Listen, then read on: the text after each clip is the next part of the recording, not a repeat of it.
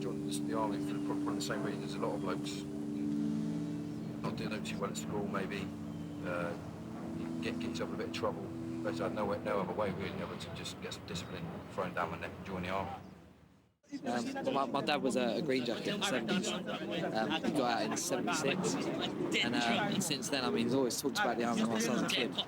And I was looking at maybe going to college to do like media or something like that. And I just decided to join the army lastminute.com. So I joined up at 16 as a boy soldier and I've been doing it ever since, really.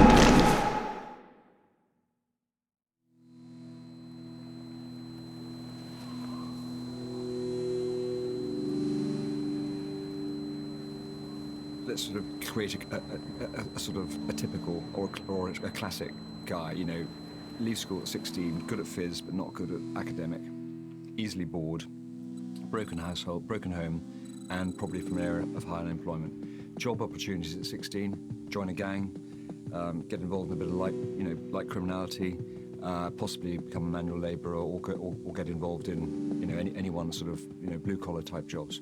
So that would have appealed to him anyway. Then he goes into the army, depending on his experiences for 3 or 4 years. If he's lucky, something clicks and the army will light him up, he'll become a junior NCO, and then he'll start going on cadres and he will discover actually he's got basic skills that now he's interested in something and he will come out as a better person. That guy, at the wonder of the army, that bloke might end up as a lieutenant colonel, which you do your 3 years in the army, you love the fact that someone tells you what to do every day, you get a lot of fizz, you get a lot of excitement, a lot of adrenaline, and then suddenly you're out and it turns off, and it turns off like a switch. And then what do? If again, unless you're a motivated guy and prepared to take your life under control, you revert back to where you would have been, but perhaps you're even worse off because you're sad, you're missing your mates, and you probably carry on drinking the same amount of beer you used to, you probably don't do much fizz, and life spirals downwards. That's the problem. Back when I was like 16 years old, I didn't know what I wanted to do, so I couldn't. Not that I wouldn't learn it, I just didn't have the, I'd say, I didn't really have it in me to do it. I wanted to go out and see the world, and I think the army gave me that then, so I really needed the army more than, say, the army sort of needed me, if you know what I mean. So it gave me like a channel to go down, put all my aggression into, all my energy into, and it was a good sort of path in life to sort of to follow, you know. Wanted to do it since I was a kid, and because the Falklands War had long finished, it was I just want to go to war and kill people and shoot people, and actually the reality of it isn't quite as Gucci as when you are a kid and thinking about it. Do you know what I mean? When you get to do it for real, it's not as interesting or as exciting as it seemed to be. So that's why I joined, and I think it's probably what both me and my mum needed. Me out of her hair, her out of mine. And although I was away from her, she's a mum entry, so she's still going to worry anyway. Do you know what I mean? But I know she's glad I joined, actually. Because I think she knows I was destined for trouble anyway. So, yeah, that's why I joined, to be honest. One, because I always wanted to do it. And way down the list was just to get away from home, because I said me and her was always fighting, always arguing. I wasn't really a role model for my 2 younger sisters, because they very well behaved, educated. So I think to get out of everybody's hair sort of helped everybody out, I think. I didn't really have a preference for a regiment when I first joined. I went to the recruiting office. It was a green jacket. Basically told me about the ethos of the green jackets, which inspired me to think, yeah, I'm gonna definitely, this is what I want to do. But once I joined the army, I joined it for this, like, just being with your mates, just like entering competitions, just everything, day-to-day life of being in the army. You get looked after in every way you look at. You're housed if you're married, you're given accommodation when you're single, and you're living with blokes. And it's just typical good fun. You just have a good laugh. That's not like a gay way, living with blokes, you know. Just a good. Are we allowed to say that? Not homophobes, are we? A lot of people like join the army for that, just to get a bit of comradeship, a bit of brotherhood if they've never had a lot of family, or some people just join just because they want to join in the army. Had I not gone in the army, a lot of my friends sort of, ended up in all various different sorts of jobs. There's not many of my mates that sort of have actually stuck in the career that they were aiming to do when they left school. But I probably would have gone to college and tried my hand at journalism and probably be a builder like my dad right now, so.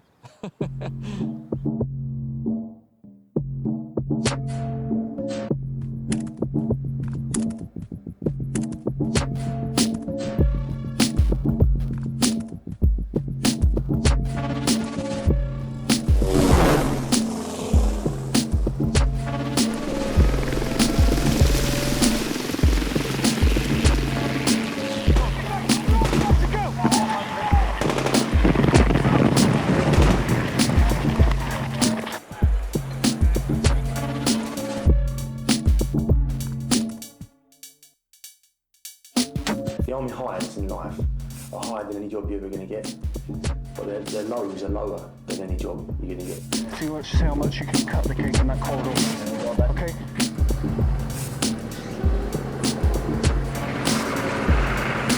Info through.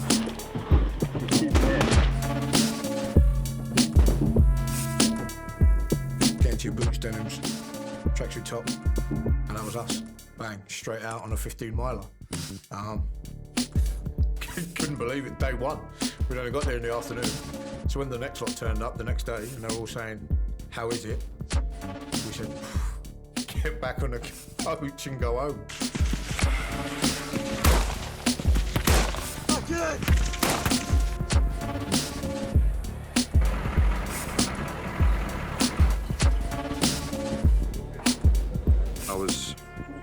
I was at the peak of my life at being 27, in my eyes anyway, and peak of fitness, peak of awareness, everything. Everything was going well for me at that time, and there was no reason why I would have got out.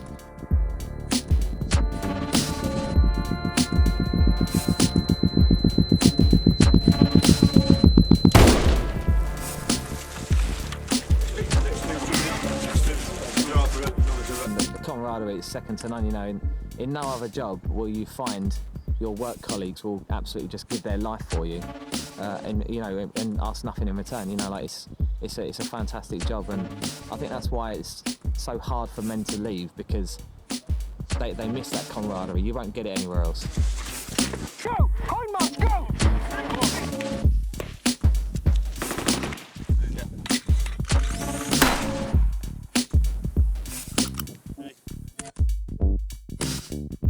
It's been a big chunk of my life. I joined the army at 17 or whatever it was. I come out when I was 27.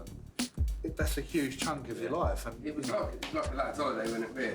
Yeah. Like them weekends, just drinking and stuff. Yeah, you worked in the week. It was hard. It was really hard working and going on exercise and doing whatever. But outside of that, when you're going on having a drink and that, it was the best thing ever. I think the best thing that the army can do for you is, like, no matter how bad of a situation is, you can bury it.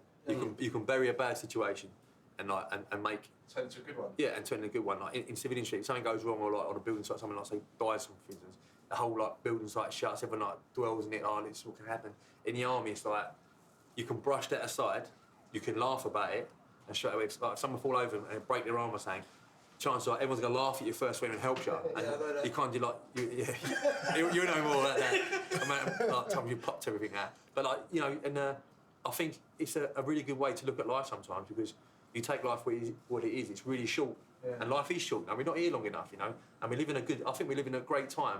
And no, to be fair, like you're gonna cry, Joe. No, but what I'm saying is no, it's true what you're saying, but you don't I don't dwell on shit. You don't hide. You don't forget about it. You always remember it. makes you But have, like, a you don't. different look on it, doesn't You it? don't Yeah, just. but- You don't just dwell on it, because some people, you can dwell on it for weeks and weeks, and your life could go into a downward spiral, and that some people do. I miss the friends. I miss the banter. I miss going out and having a beer. I miss having all your friends there. I miss that side of it, the social side of it, and no matter where you were in, no matter how deep or how down you were, that there was always somebody that could just say, come on, we'll go for a beer. You're always going to have that military bit in you. It's been drummed into you for so long. I'm sure when I'm old and bold, I'm going to be exactly the same, and people will still be able to notice that you once served, so... The friendships that you get and you have are friendships you have for life. Be like what we're doing now, all laughing and joking.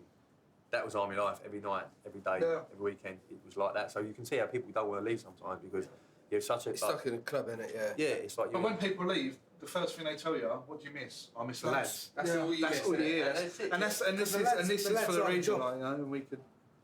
To be fair, because you're out in trouble all the time and you're doing all the same stuff, the lads are the job. What was so good is, like, you could, on a Friday, have a beer, go and have a beer with Bill, get a bit bored, and then you go down.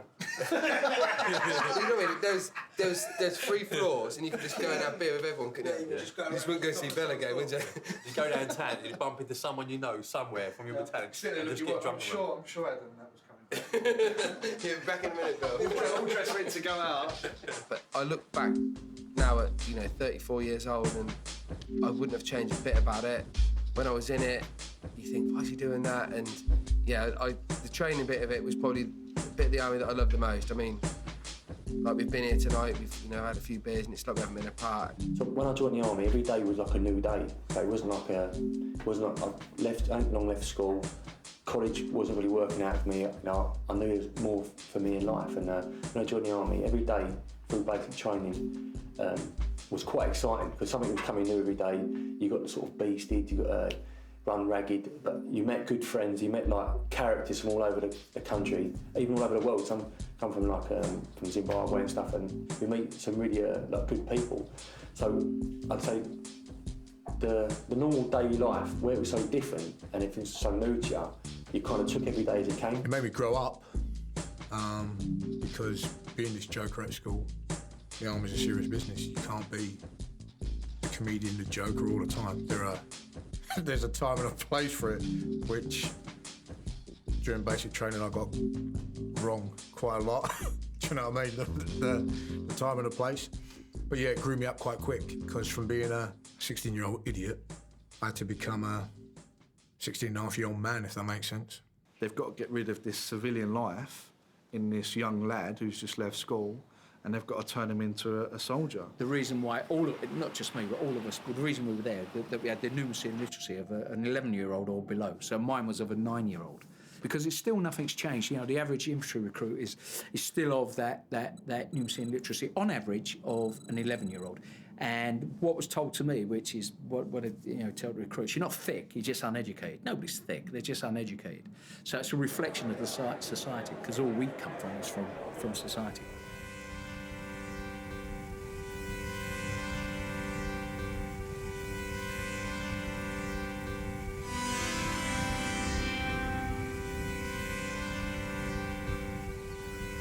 The rifles were formed wearing green so that they could blend into the forests when they were fighting the Indians and the Americans. And then, of course, they came back to the UK after the American War of Independence, and were tried out as an experimental corps of riflemen down at Shorncliffe under Sir John Moore, and created an ethos which was the special forces of their day. I mean, these were the guys. They were each regular heavy infantry battalion was asked to give volunteers, and they tended to be the poachers, the woodsmen, the people who lived in the countryside, and they were trained with rifles rather than muskets. They were trained to think independently. They were trained to work to the bugle call and the whistle rather than rally around the flag, to work in pairs, to use fire manoeuvre, and to think.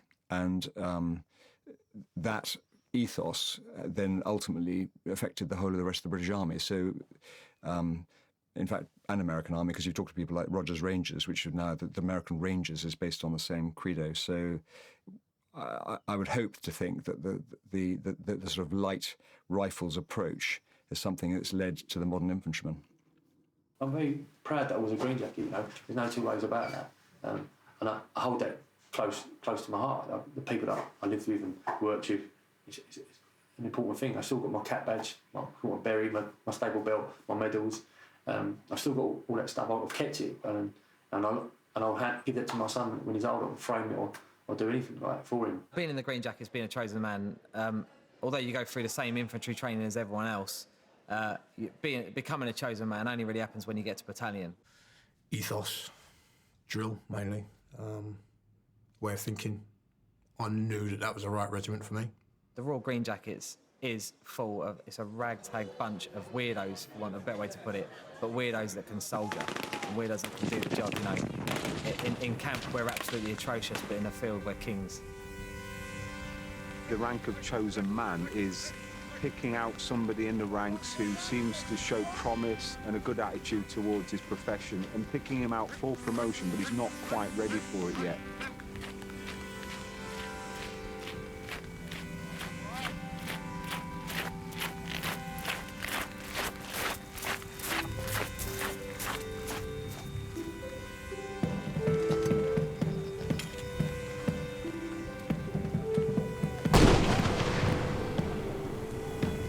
The 95th formed as an experimental corps of riflemen in 1800.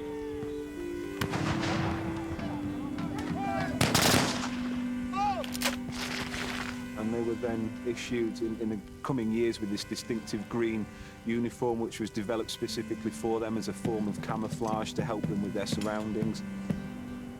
You've got a choice of being a red coat and standing there in a red jacket with two white diagonal cross belts. It's a little bit like X marks a spot in the middle of your chest, or you can wear green with black leather wear. It's always important to remember that the riflemen in the Napoleonic period would have been trained like the redcoats to start off with. They'd have been trained in Dundas drill, which is the basis, the bread and butter for the entire army.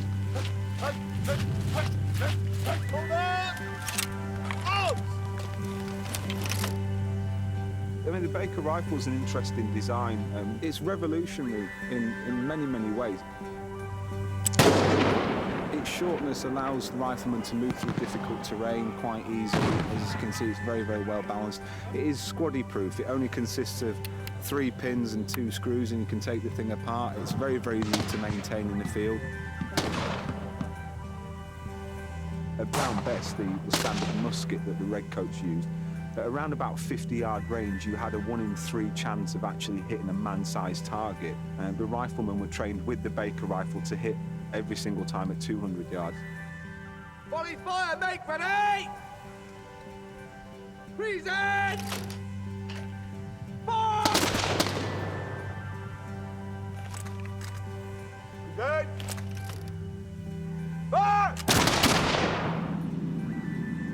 But obviously to allow the riflemen to move rapidly over terrain, especially when formed as part of a light division, they had to be able to march at a lot faster pace than their redcoat comrades. So that's where things like as using bugles comes in instead of carrying heavy things like drums. It all facilitates that rapid pace, that rapid movement. They were also taught to use their own initiative. Spread out in a skirmish chain, you can't wait for an officer at the far end of your line to give you your orders to react to a potential threat. So they were taught to think upon their own feet. When you look at a rifleman in surroundings, in forests, even in fields, in tall grass and things like that, they're a lot harder to pick out than the red-coated counterparts. So it all boils back down to that newfangled ethos of being a light infantryman, using a rifle, in effect almost being a sniper, expected to use your surroundings, camouflage yourself as best as possible and snipe at the enemy.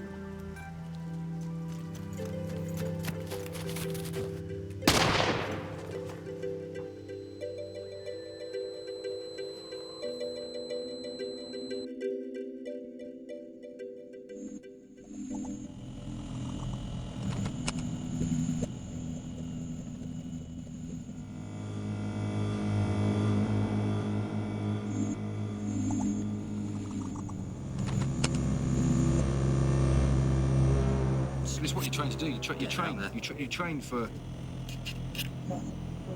killing people, war fighting. And to go to Iraq is where you're going to get to do it. I mean, this week we've been on the range shooting at targets. Soldiers are mentally prepared and trained to shoot at live targets when they're coming at you. So it's just putting all the training. Some people have been in the army now for like 5 years and have never been on a tour. So you're training, just training. You're not doing anything. So to go to Iraq is where you're training to practice. So you're looking forward to going up to Iraq? Yeah, it'd be good because I've been in since 2001 and I've just missed out on Bosnia, so I've never actually, other than Northern Ireland, not really done an operational tour as such. So nice. Best way to describe it really is like imagine you're a West End performer and you perform on stage or whatnot, and you keep rehearsing a play over and over and over again, and you never got to do it on stage. No one ever saw it. For us, like Iraq was our stage. We've been rehearsing this army thing over and over again, and it was a chance to actually see if we were any good at it. When you go away on ops and people don't come home, that's hard to take, do you know what I mean? Especially when you know them. These guys are your friends, you've known them for X amount of years. That was very weird, very strange, because at the time, on Optelic 10, 2007, at that time, Iraq was the most dangerous place that the British Army was at the time. I mean, obviously, I know we've had Afghan since and stuff like that, but at that time, Iraq was the most dangerous place the British Army was deployed to.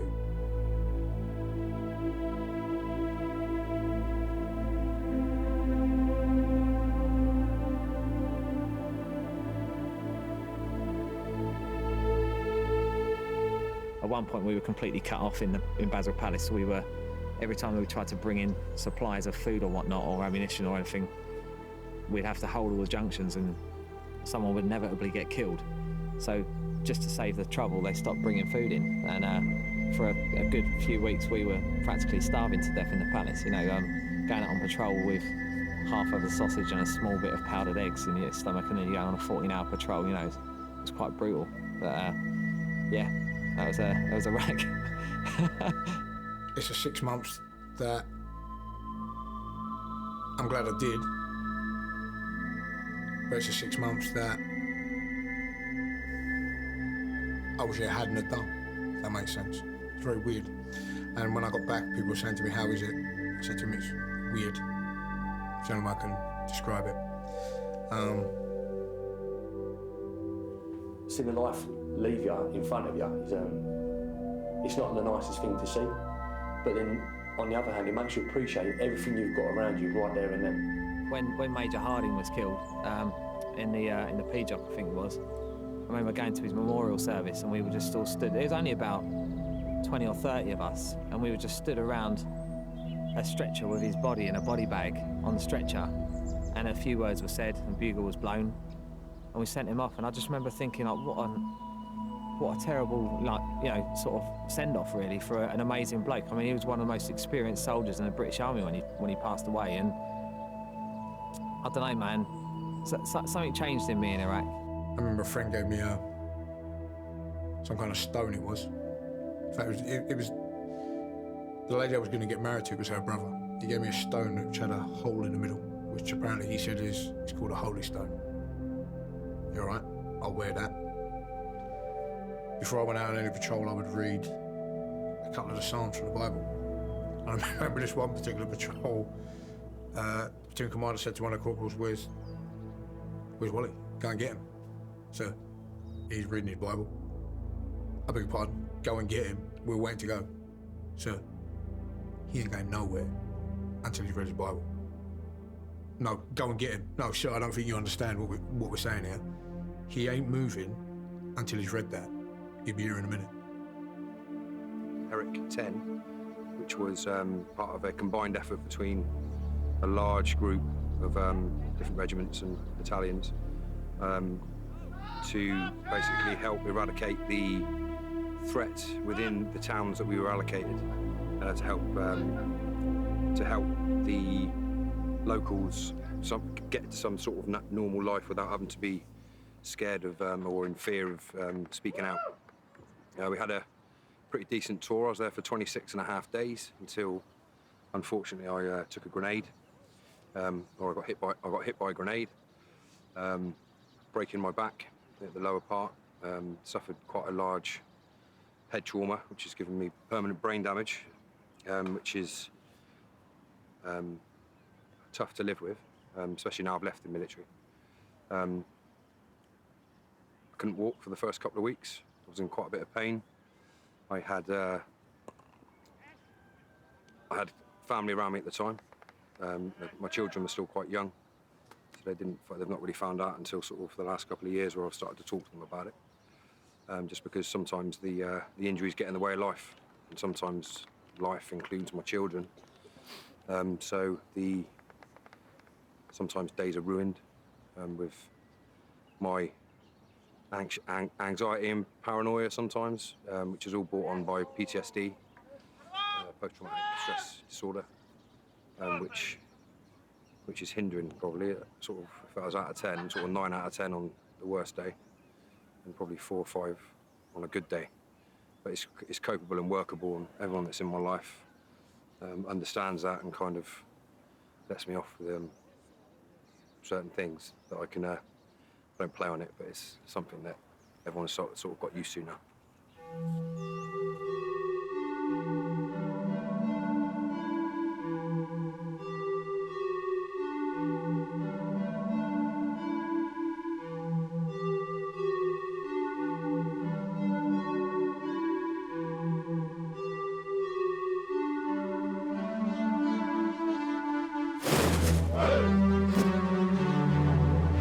The effects of the stresses and strains of the last few years of the war are causing a lot of people to have psychological condition. So the press picks up and calls it PTSD. Well, PTSD describes a particular, easily defined condition, but we don't all have PTSD. Some people have PTSD. A lot of people have depression, anger, anxiety, stress, whatever. So there's a load of different levels of it, but not everybody who leaves the army is going to come out as a nutter. You're not all going to go and kill somebody in Tesco's. There's a lot said around PTSD. That's the headline grabber. That's the one in all the papers, isn't it? Because nobody ever talks about anxiety and depression, particularly not a soldier. Well, funny old thing, there's far more soldiers, veterans and family members with anxiety and depression than there are with PTSD. You know, if you've been operationally deployed and you've seen things that you should never see, then it's bound to have an effect. You know, and I think stigma, if we can remove stigma around that and open that discussion up and provide opportunities for people who are at the harder end of that, who really do have, you know, diagnosable illness, mental illness as a result of what they've done on our behalf, then the better. You know, we've got to support that, and I think that is something that is going to develop in the future. For modern soldiers, if the people who served in Iraq and Afghanistan and are still serving in other places at the moment, and Bosnia and all those things before, your experiences are so extreme that inevitably you feel different. I still dream about the army 3 times a week, bare minimum. Like, you know, never really too much in the lines of scenarios as to what has actually happened, but sometimes terrifying dreams of being overrun or whatever, you know, or certain things are going off, and I do wake up, and that is a bit terrifying, you know, some of the dreams that you have. They stay with you for the rest of your life. My children started to understand quite quickly that their dad had changed, partly due because he was on a walking stick and he's only 27. And the other thing is that he, you know, my moods were very much up and down. So whoever was the closest person to me at the time got the brunt of it, really. So it was affected, and I probably made a few barriers, really, between me and people that were close to me at the time, which no one's at fault. You know, things happen for a reason, but people did get hurt along the way. Soldiers are very proud men. You don't even like to admit that you want to go sick with a bad ankle because you're weak. It's a weakness. So you don't tell anybody you've got a problem. You just try and crack on and push through. Our job is to get people who are feeling worthless, that they have no future, they're probably a bit broken both mentally and psychologically and physically, and tell them they're not, that they have huge potential. It's just a question of finding it and trying to deal with the demons, that the dark days when they occur. But everybody on this planet has potential. The importance of Invictus in the lives of the wounded, injured, and sick is something that it's difficult to overestimate, really. What it does is it gives a focus to the use of sport as part of the recovery pathway. Sport is undoubtedly a really important part of how people with injuries recover. It does all sorts of things. It helps them physically. Clearly, there's a sort of a physiotherapeutic nature to it. But it helps them socially. It helps them with their relationships. It helps them with their self-esteem. So it's fantastic. The quality and the power of Invictus, the simple scale and professionalism with which it's been delivered, I think puts them on a stage which they certainly weren't expecting, not the first time they saw it. And I think it's one of those things where actually it takes your breath away afresh every time you see it. So as a soldier, you've been injured, you've struggled through life-changing injury, your family have supported you, you've had a difficult time, you decide to start a sport, and then you end up having a competition and being treated like a world-class athlete. And that's a phenomenally powerful thing. We host 400 or 500 applicants come to us for selection camps. We try and give new hopefuls an opportunity, so it's not the same old team. They come, we try them out, we go through a selection process, then they go on various different training weekends and camps, pull the team together, take it to America, come home cluttered up with gold medals. The power of Invictus is that it brings in people at competitor level. I've always insisted that we refer to our competitors rather than our athletes, because I think that's important. Now, it's not to say there aren't some top-class athletes, of course there are, but it's allowing those competitors in at that level. And that, I think, is something we need to look very carefully at going forward, because we've got to keep that door open. So what I absolutely see that the quality of Invictus creates a stepping stone to excellence and to Paralympic level sport. But I also think that it's a very, very important part of what Invictus does to maintain lots of different levels within Invictus itself.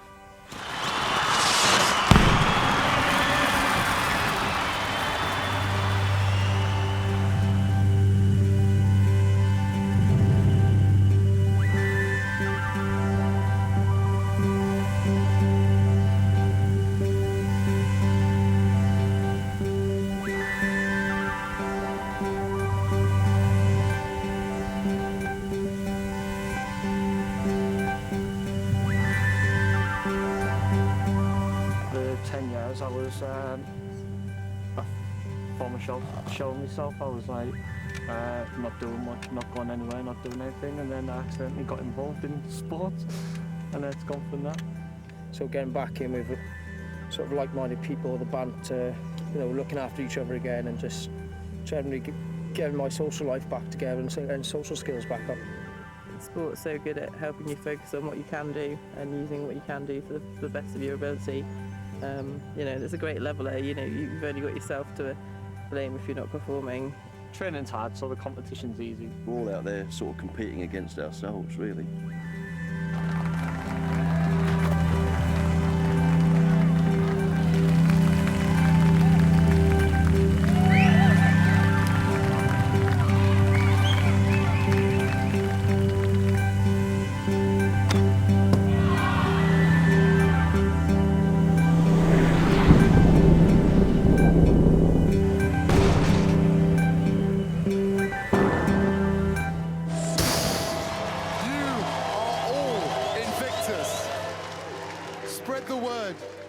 Never stop fighting and do all you can to lift up everyone around you.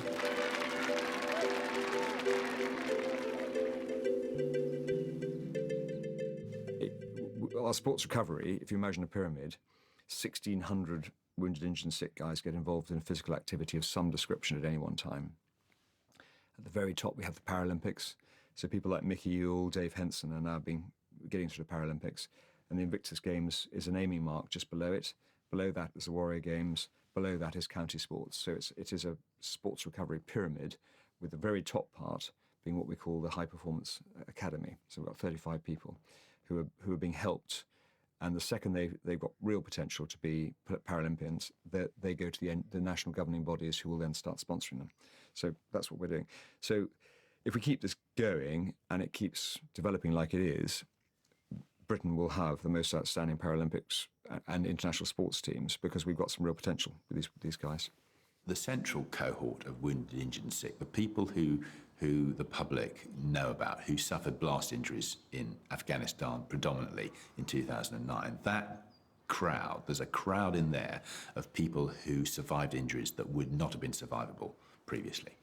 And we don't know, medical science doesn't know what the future holds for those guys, in the same way that it didn't at the end of the Second World War with the burns victims that McIndoe treated at East Grinstead. So there is a care and a whole piece of work to be done over the course of those people's lives, which is, we're looking 20 years into the future, and I think there's a role for Invictus to play in that. I don't know quite what that is yet, but that's certainly something we're looking at, because the impact is not only on them, but it's on their families, it's on their children.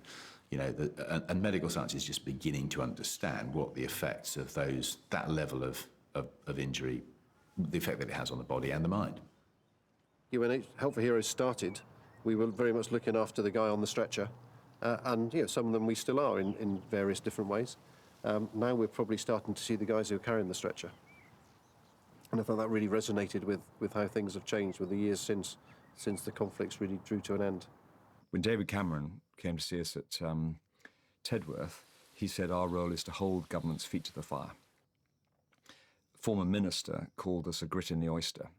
He meant a pain in the arse, but what he means is that we're an irritant, we're a catalyst, so that we keep making people accountant. Because otherwise civil servants, they always sink to the level of what they can do with the money. They don't dream about best, they simply do with what they can. And in a world where there are always cuts, that means you have meanness. So you end up with everything is at a mean, moderate level. And I think that anyone who serves in the armed forces and puts their life and limb at risk deserves the best. I had pleasure the other day reminding people that Florence Nightingale, who set up nursing, was poo-pooed by the generals back in the Crimea, and you can't imagine a world without nursing now, can you? So let's hope that what we're doing will still endure in a couple of 100 years' time. The misconception of soldiers being damaged is something that there's really been sort of been pushed out there on the two post 9/11 wars, and there was a conscious effort to do that. Number one, to attack the government of the day, whether it was in some cases the military wanted the deficits, what they were suffering, to be highlighted. Boots falling off and all that sort of stuff, because they were attacking the government of the day because they wanted more funding in the early days.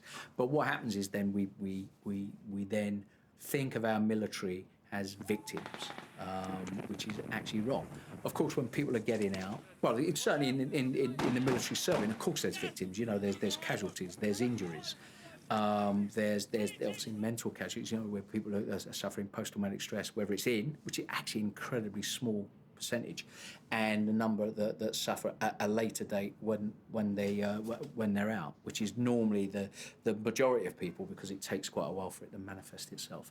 So therefore we constantly we as a culture now, we think of our military as victims. They're underpaid, they're underfed, they're this, that and the other, and it's all that sort of stuff, which is something that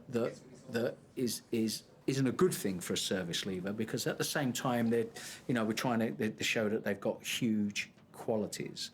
Basically, what people are going, well, if we start employing this guy, he's going to have post-traumatic stress in 3 years' time, and now I've got to finance him all through that as well, and he won't be working, but I'm still going to have to pay for him, and all those sort of problems. So there's we have to get around that, and constantly it is starting to turn, because now we've got a constant stream of people who have through that sort of post 9/11 war, they're in the workplace, they've proven that they are productive. We're slowly sort of starting to get around that, but it's going to take a long time.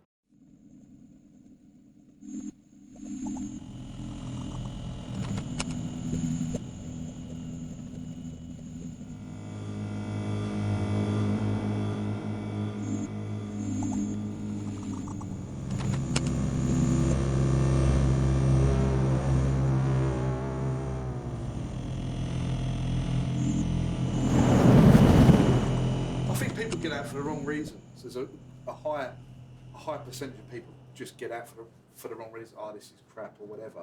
But there's people that got out because they woke up one morning. Things, yeah. Well, they woke up one morning. The army wasn't for them, and they realised that they can go on and do better things. Same as me. I didn't want to do it anymore. I didn't want to do it anymore. I made my decision there, and I stood by my guns. And I thought, I'm getting out. And it was like, oh yeah, like if you're gonna get out, don't keep saying it, just do it. And I was like, no, I've done it. I've signed off. I'm going. Like, and that was it. I've never changed my mind.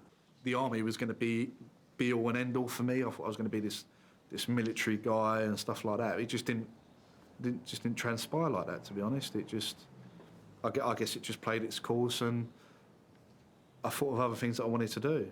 Unfortunately, as a soldier, when you start thinking about your whole role in the whole thing, and you start questioning what it is you're actually there to do, your job gets harder to do. Because, you know, you just, as a soldier, you're supposed to just be told what to do your job, get the job done, don't ask questions. But when you start questioning the whole, why are we here, what are we trying to do, what are we actually achieving, it gets harder to do, I think. And that was when I made the decision to sign off in Iraq, which I did. I signed off whilst we were there. So when I got back, I had a few months before I was out. So, I mean, I didn't really realise my career was over until about 6 months after the injury, just because I thought, I'll get better, it'll be fine. But yeah, I mean, it was like basically a full stop without me giving permission for the full stop to happen. Everything got really serious, if you know what I mean. It wasn't like a game anymore, it wasn't like us playing soldiers, and so I just didn't feel like I fitted in no more. And I needed to make a decision. I got to that point when I was like 24, 25, and I'm at that crossroad now where I've still got enough time to change it and make something else of my life, rather than, it's kind of like the tunnel's getting narrower and narrower and narrower the longer you're in the army. And when you get to right at the top, you can't just walk out. Like, it was never going to be forever. you spend all this time in the army and you give all this time and you meet all these people and do all these amazing things, and you expect this like massive fanfare and sort of parade when you're leaving. Oh, bye, you know, thanks for all your time, and you're leaving camp and marching off into the sunset. Nothing like that. I packed up my Renault Clio, fit everything quite comfortably in the boot, on the back seats, everything I owned in the world, and you know, look back at the block, and the platoon were doing something quite busy, so no one was there to see me off, and I drove past the guard room, and one of my mates was on, you know, guard, so I gave him a little wave and drove off out the gates of Kiwi Barracks in Bulford, and I was a civilian, and you know, it was just the most unceremonious thing ever. You know, it's just that it couldn't have been any more mundane if it tried, really. You know, I was just a civilian, and that's it. I just left camp, and my life, civilian life, began, and I was just you know, for want of a better way to put it, just a nobody, really. You have your final interview with the commanding officer. I walked in there, suit, shirt, tie on.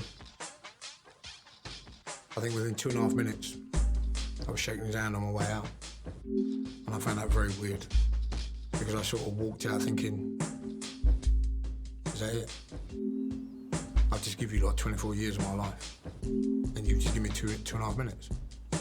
It was a weird feeling, because it's been my life for so long, and having to like go in, stand to attention, say hello to someone, salute someone, and sign out. And it was like, yeah, it was weird. It was really, really weird feeling to like sort of, you want to go around and see everybody and shake everyone's hand and say, look, thank you for your time. You're my friend. You're not my friend. You're my friend. Like, and you know, I appreciate everyone for what they've done for you, but it happened so quick. It's like bang, stamp, gone, right, door, out, and you're like, am I really gone? Like, you know, and it's, yeah, you're gone, and you've got to leave. And it's,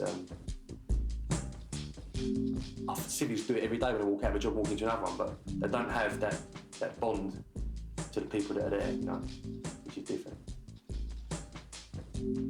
That first day when you left the gates, do you remember that, when you first left the army, that day one? Handing your ID card. I was excited. I didn't have my ID card in. So did I. I didn't have mine. I lost mine.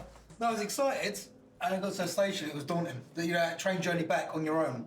It was daunting. What am I going to do? What's the next chapter of my life? Because I hadn't planned it. Yeah. So yeah, I was excited to leave, and then yeah, once you know you was on your own, it was like, let's see what's going to happen now. Those 2 days of me leaving the gates towards leaving the camp, basically, and that was the end of it. It was the worst 2 days I've probably had in my life, and it was hard. And I cried for 48 hours because I didn't know whether I made the right decision or whether I was doing the right thing going forward in the future. And I've not lost, but, you know, I'm leaving a family behind, more or less. Jay was saying earlier about when he first came back, how difficult it was, like coming back and wanting to take control of the household kind of thing. I mean, can you relate to that? Yeah, I mean, still even now, he probably wouldn't be able to tell you how much the gas bill is a month or the electric a month, because that's still all in my remit. I just take the money and pay it. Yeah. But yeah, it's hard. It's like he says, when you're in the army, everything's done for you. Your money gets taken off you to pay for your food, your accommodation, and you don't have to think about it. It's like another mum and dad, whereas back home, you've got to learn to start doing it for yourself. And yeah, it's hard. We're getting there. If I had a daughter and she met someone in the army, if I was in the army, I'd be like, stick in, stay away from me. Like, he's going to be nothing but hassle. Like, yeah, he'll romance you, like every 5 minutes he's home, but he'll be gone, like, it'll be a nightmare. Yeah. Yeah, I think has Jay changed a lot since he left the army? I wouldn't say major. I'd say he's learnt to adapt a little bit more, but he's still the same person. He is 100 miles an hour, which it can be quite annoying at times. But I don't necessarily like the word change sometimes. I don't think you can change someone. You can, different situations, you learn to adapt and deal with them better. And yeah, I'd say he's still probably got no patience, but it's getting there. I agree with you. Waking up Monday morning as a civilian, I think the first thing I thought was, I don't have to shave. Becoming a civilian, it takes ages. I mean, it's 2016 now. I got out in 2008, and in some ways, I'm still transitioning. I don't think you ever really fully become a civilian after leaving the army. I think part of you is always a squaddy, and you do switch it on and off. You know, when you're around certain people, you have to switch that squaddy mentality off and become a civilian. But it's almost like you're acting. Strange. It's probably one of the massive changes that I've had in my life, whereas probably the biggest one before that was actually going from civilian life to military life, but you do that from your own accord, so it's your own mental way of getting yourself prepared to change the way you live. Whereas I was stopped quite sharpish, and my whole outlook on life changed on that one incident. They've made you a soldier. Yeah, they kick you out. And then off you go. Yeah, yeah. And you know, whether you've done 5 years or whether you've done 22 years, they've still made you into a soldier. You can't be a soldier. I found it when I left. It was just literally just handed kit in and that was it. Just drove out of camp. Yeah. Because I only done like 3 or 4. Well, we joined at 17, didn't we? So we did 4 years. It only capped for 3. And make sure you get kit back, and that's it. That's just go. Yeah. But that's what I'm saying. You shouldn't be. I don't feel that I had enough at that point that no one, said, this is the rest of your life, blah blah blah. I was just like I was going home for the weekend. Sort of. Yeah. There's not really much help in the transition. The army spend a lot of time training you to become a soldier, but when it comes time to leave, it's almost like overlooked. It's just like, well, as soon as you sign off, you almost just become a leper, and no one wants to touch you or go near you because you're damaged goods, and then you're just you're expected to write your CV and go and get a job, and I don't think enough is done. In honesty, like becoming a civilian after however many years of being a soldier, the longer you've spent in, the longer you should have for that transition. But the transitions are almost done on the back of a cigarette packet. It's strange. As far as me moving on, I'm still in that transition. And that transition could end next week, or it could end in 10 years. I think it's called institutionalization, I think it's called, which is probably something I think I have. Institutionalisation, I think. The army spend loads and loads and loads of time in breaking you down to become a soldier, to think a certain way and do a certain thing. When you leave, the longer you spend in, it's all you know. It's all you know. I mean, I think for some soldiers, especially ones that spend a lot of time in, it's going from being a somebody to being, for want of a better way to put it, a nobody. You know, like, I won't name names, but a very senior member of our regiment at one of the reunions. At the time, I was only an ops manager in a security company in London. Nothing flash. I was just, you know, managing a few security guys around London in a couple of hotels. Approached me and asked me if I could see about getting him any work. The only sort of, you know, experience I've had of this guy walking around the battalion was bracing up to him, you know, like looking up to him. And then he's coming up to me on a reunion and asking me, do I know about any work? And I just thought, Christ. Now, the longer you spend in, the harder it is. Like, this guy's going from being a somebody, loads of people looking up to him, a pillar of the regiment, you know, a experienced soldier, to going out on civilian street. And he's, you know, a middle-aged man with a mediocre to low-pass CV with not many prospects. It must be terrifying. I don't know, it's like being a footballer and then like having your legs taken away from you. You can't play football anymore, you don't know nothing else, all you can do is football. Now you just got no legs. It's that sort of thing. And it's hard for them now to come out of that army, being such a high position, to go into civilian street where there's a 16-year-old kid working in Tesco's and like, who won't even listen to a word you've got to say. Yeah, I'll be there, late, drunk, doesn't turn up, and they've got no authority. Like, the whole power is just taken away from you. How do you translate to a civilian employer what plus points there are about it being a reconnaissance platoon soldier? You know, you can kick a door in, you can snatch someone out and get them back into a wagon with zip ties around their wrists. You can shoot a target from 400 or 500 metres. You know, you can dig a hole and live in it for 5 or 6 days. How does that translate into civilian life? And you've got such a small CV, and without experience, you can be. Some guys leaving the army in their 30s and 40s, and they've got a super limited CV. Civilian employers, they don't see past the army side. The army is almost just, all right, forget about the army, tell me about civilian stuff. And a lot of interviews I've been to, they don't want to know about the army. Not interested in it, it's not relevant for this job. Tell me about your civilian experience. A lot of it's pride, like swallow it when you leave, because you've got to start again.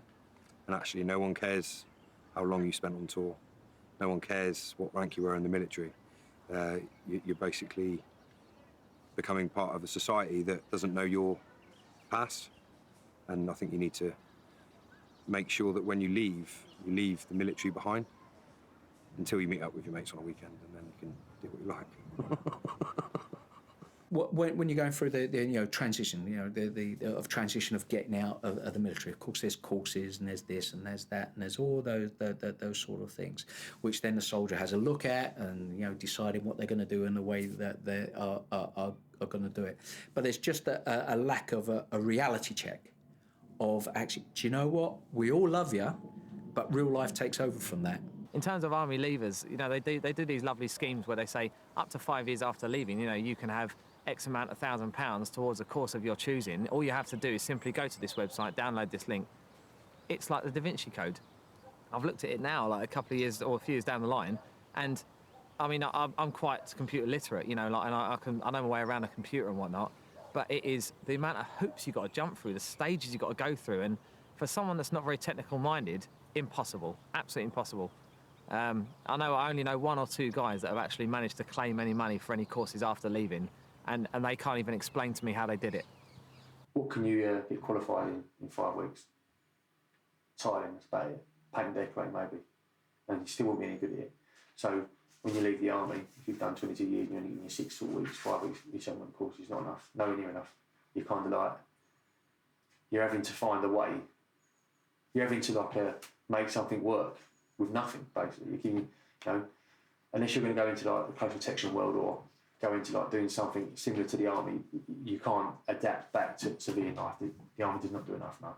You've got to compete with somebody else who's never been in the military. But you know what? He might have been doing the job you're applying for the last 10 years. They're going to give him the job, not you, just because you've done 2 tours of Afghanistan. So they respect that, and we all love our boys. But actually, that was then. This is now, and it's very difficult for people to understand that, because number one, the military as a whole doesn't want to transmit that message, and you don't want to sort of get the people who are getting out it's you know, there is a point of excitement about that because we're getting out, everybody loves us, you know, 'cause, you know, within the media, and I'm part of victim of that myself. You know, I've been writing in the media the last sort of 15 years, going on trips to Afghanistan, and you know, boys done good sort of stories and all that, which need to happen because actually it's true. In that environment, that's fantastic. Out here, well, do you know what? 3 years after the Falklands campaign, nobody cared. Because real life takes over. You know, there's mortgages, there's jobs, and it's always the same. So it's trying to make sure that people realistically understand that, but not at the same time just cut the legs from beneath them.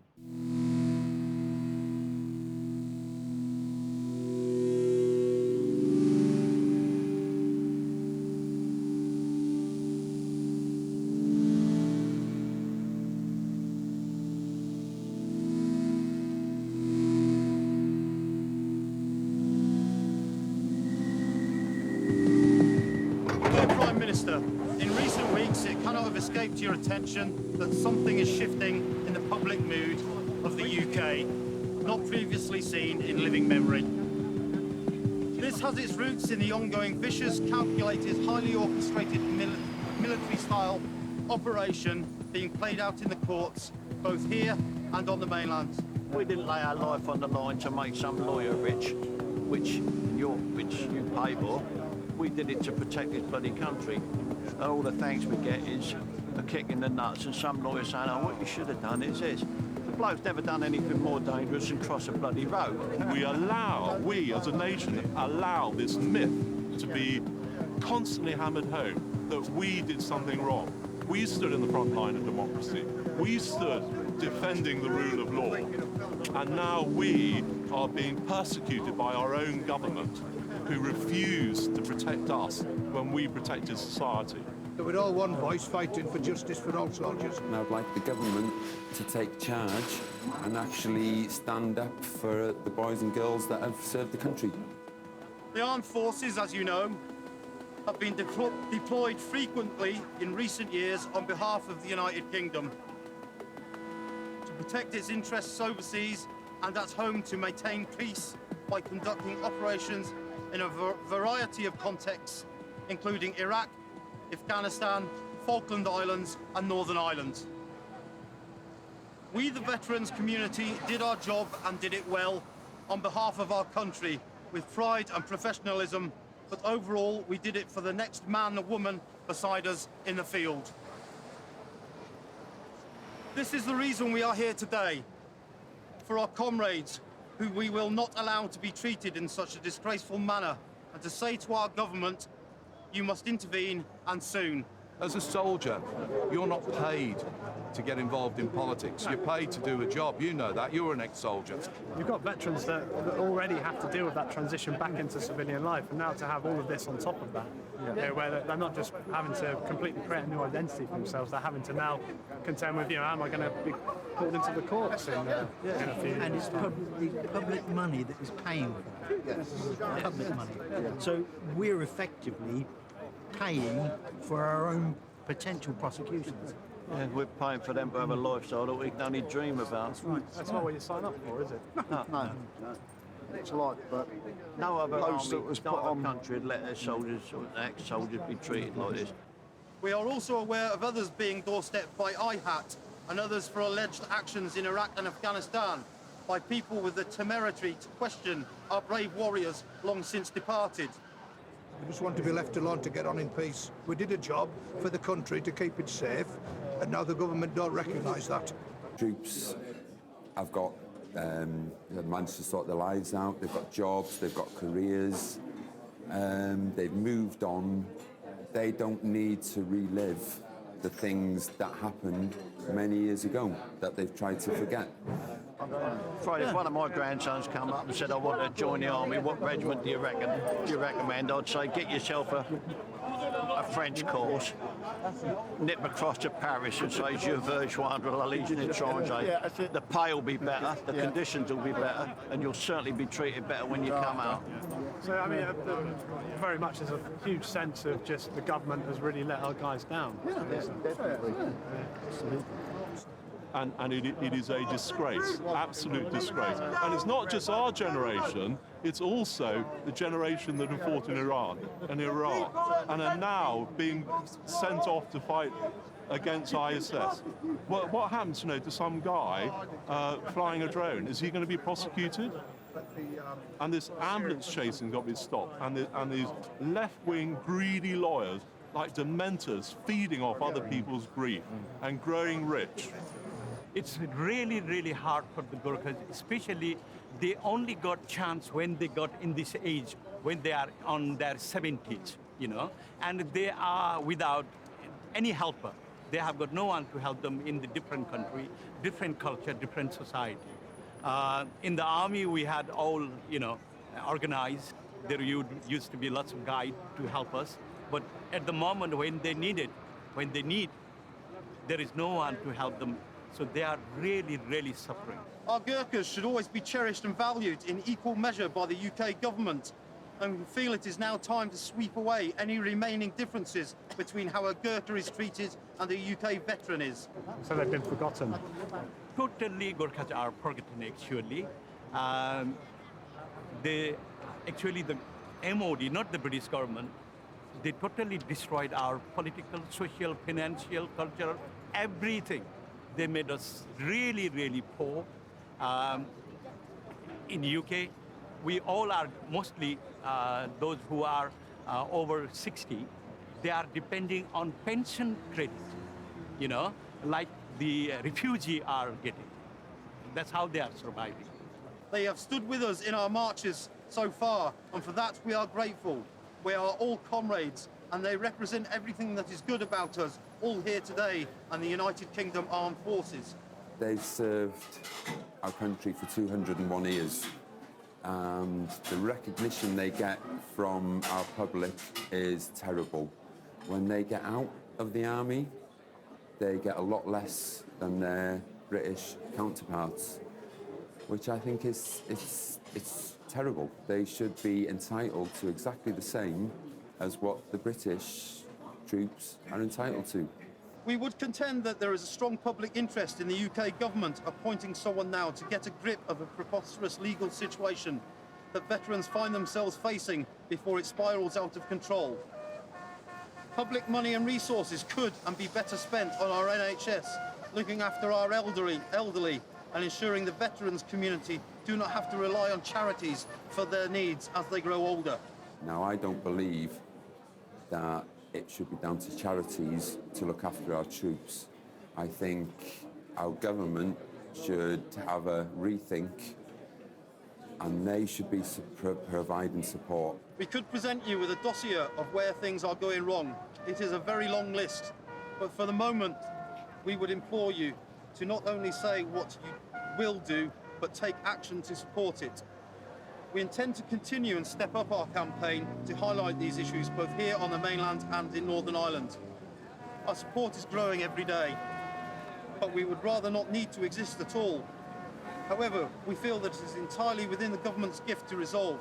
Should legislation be needed to resolve it, then we urge the government to look at this matter urgently. Thank you.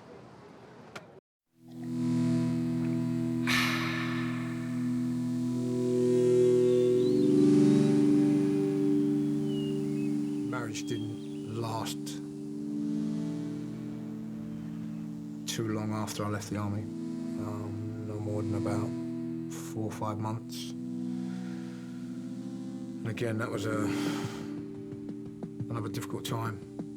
Found that one very difficult because, whereas before when you're in the military, if you're away on leave or you have a problem, you can have the army to fall back on. You've got the whole infrastructure there, you've got the camp. Once you come in the camp, the gates are closed. Do you understand what I mean? You're within the camp. Now I'm a civilian. I've got nowhere to turn. Funny enough, I was walking down the road at Tesco's, not far from here, and I was with my wife and was going through it, and I bumped into a bloke called Wally Walker, a really good friend of mine. I've done a few months in Bosnia with him, shared bits in Kosovo with him, and done a lot in Germany, and I was on the boxing team with him as well, so we was like really good friends. And he'd been in the army like 10, 15 years longer than me. When I see him, I could see he was obviously talk about the army, how's it going, stuff like that, and he was struggling. I ended up moving into a house that was owned by this family. I had like one of the bedrooms there. Been into cars at the time. Half the bedroom was full of car parts, seats, dashboards, wheels. I've got all my possessions that I own in this flat, and tend to drink, really. He didn't seem like happy. Well, I wouldn't say he didn't happy. We always had laughing and joking, a bit of banter, and he'd come round, a bit of barbecue and stuff, but he wasn't the Richard Wally Walcott that was in the army. There was something missing there. I got to a point where I'd had a beer. I'd phoned an old platoon commander, and because it was Exmouth, a seaside town, he could hear these seagulls, and he could tell I was half cut. So because he could hear these seagulls, he was worried. He thought I was at the top of a cliff. He then phoned another mate, who actually phoned me. Wally, where are you? Yeah, I'm at home. No, I can hear seagulls, where are you? I'm in the town centre. What are you doing? I'm having a drink. Why? What's the matter? Are you okay? Yeah, I'm fine. He then phoned a third mate, because they all thought I was on top of a cliff about to do something real stupid. I wasn't.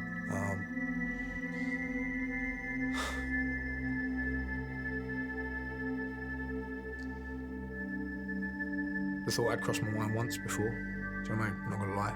It was a very dark time, not just with getting divorced, but leaving the military after so long, not having nowhere to turn. No house, no wife, no friends. The unit had just gone back to Iraq, and he felt incredibly guilty that he never went with them, because the army was his life. He'd been in the army so long that when they kind of opened the door and kicked him out after these 22 years and to leave, he didn't want to leave. I wasn't quite ready for it, because I've never really had to do anything before. Tax returns, paying bills, DIY. It's normal, everyday stuff that civilians do. I'd never really had to do much of it over the last 24 years, so it was all new to me, and I found it very strange. And as I said, it didn't help that my marriage literally came to an end a couple of months after leaving the army.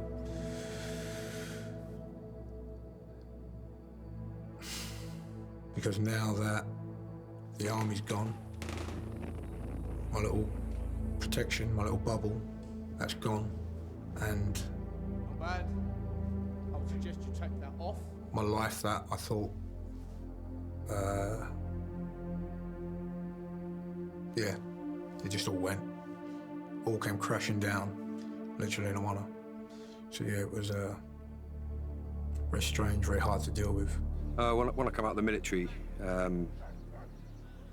it impacted quite hard because money. I had a newborn son at the time. And I had two girls that lived elsewhere, but were still very much in my life. I was unable to drive, so it was very difficult for getting the children to and from where I was. And the people around me suffered, really, because I think no one really understood how hard and how complicated my injuries actually were. If I'd have stayed where I was and carried on the road that I was on, it was only going to lead to one place, do you know what I mean? A place where I didn't want to be, do you know what I mean? But when you get in that sort of situation, sometimes you can't help it. If you're suffering in silence, then that silence is never going to become noise. The shock of getting out of the army, it was a couple of days, you know, sort of sitting around, you know, in my pants at home thinking, right, time to get a job then, and, you know, like sort of started looking around for jobs, and I'd done my security licence and whatnot. I'd done a close protection licence, which cost a lot of money, but with no contacts, no help, to get work or anything like that, and no experience of looking for jobs, it was tough, you know. So I went online, looked for a couple of jobs, and literally the first security job that got back to me and said, okay, we'll look at taking you on, was for a hotel security officer, which for someone with my security sort of license was a massive drop in pay scale, what I should be expecting. But because they offered me the job, I took it because I didn't know any better. I'd sort of got offered a job as a security officer in a hotel. The hours were terrible, the commute was breaking, and I was just about, with all the commute and everything, earning enough just to pay the bills. It was tough. It's been almost 7 years now since my incident, and it only feels like last week, really, since it happened. Everything's been condensed in my head. I'm still getting to grips with finding who I am now. I remember just looking for jobs in Iraq, Afghanistan as an electrician, because I know they paid good money over there. And I found myself jumping onto an American company, working as an electrician, back in an army environment, back in a war zone in Afghanistan. And next thing comes, contract comes through, sign it, send it off, passport, everything. Flight come through. I remember telling my dad was like, "Don't go. I'll give you the money. I'll give you the money." I was like, "No, Dad. I need to get myself straight and sort things out and get back on track again." You know, because everyone's been in debt. You know, it's a part of life that we kind of go through, really. And it's just how you handle it. And I wanted to get over. I wanted to clear all my debts and get back and come back. And going back over to Afghanistan, it's like I was back in with soldiers, back working with electricians. Funnily enough, I was the only ex-soldier who was an electrician. None of the other soldiers, none of the other electricians had been soldiers. So I kind of had a lot to relate to, with a lot of the army. And funnily enough, I landed on some of the camps where I see ex-Green Jackets, and I'd bump into them, and it was a really sort of surreal world. And some were doing close protection, some were actually still in the army, and it was first thing they'd say to you, "God, how come you're back here?" And first thing they'd be like, "How much are you earning?" That's the first thing they'd say to you, and you'd be like, "No, doing a lot better than what I did when I was in the army." Did the course and then went to work in Afghanistan in total it was about 4 years. I wouldn't say I enjoyed it. I look at it as an escape from reality, because whilst there, I ain't got no worries. I was enjoying being away from the reality of life, should we say. I honestly don't know where the time's gone. I have had quite a few jobs. So I went into the security game for a bit, and then bounced around, done a bit of surveillance, a little bit of CP, close protection. Moved out to the Caribbean for a couple of years, and after my job ended out there, I ended up living in the jungle for a year and a bit, building game, and now fitness game. So I've done it all, really. I trained as a youth worker, worked with youth for a while, which I thoroughly enjoyed. I do sports recovery with some charities that help us out.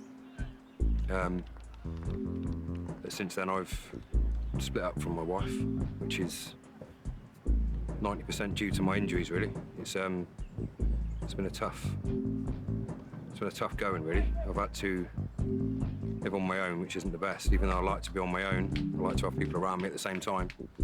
And I think that's kind of the military thing set in there, where you've always got people around, but it's quite good to lock yourself in your room every now and then, or go and do your own thing. Nothing lasts forever. That came to an end about a year and a half ago. So I'm now back to reality. I'm now back with my current partner. And the reality of being a full-on civilian a year and a half after giving up any kind of military type work really hit me. Do you understand what I mean? Because I said you can't run away from anything. You've got to face up to all your issues, problems. There's times where I've bit my lip a lot of times thinking, do you know what, I need this work. And I can't go back to Jason, who was the boxer, Jason who was in the army, and address that situation the same, because it won't get me nowhere. You kind of have to find this different sort of kind of person inside yourself and take life like that. You know, you end up arguing on the site and stuff. Your tyres get slashed outside, or people steal your tools, and it's a constant struggle in a different way. But you have to kind of find a happy medium where you fit in, and how you approach situations is completely different. And I approach things completely different now that I'm not in the army. Everything's done as it should be as a civilian. I'm still driven, still motivated and stuff, but I'm not hot-headed. I'm not like, I don't push to get things done like I did in the army, because it won't work.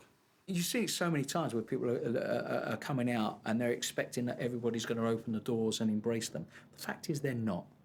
And even senior military guys who two-star generals, three-star generals who are coming out, who used to maybe go into the city and go on the board of a finance company and all that. Well, actually, these finance companies go, look, this is great. This guy's got 30 years of man management and all that sort of stuff. But actually, do you know what? What we want is 30 years of financial management. So even those guys find it quite difficult as well now. Things have changed. So the realities of life overtake what the emotions that we got.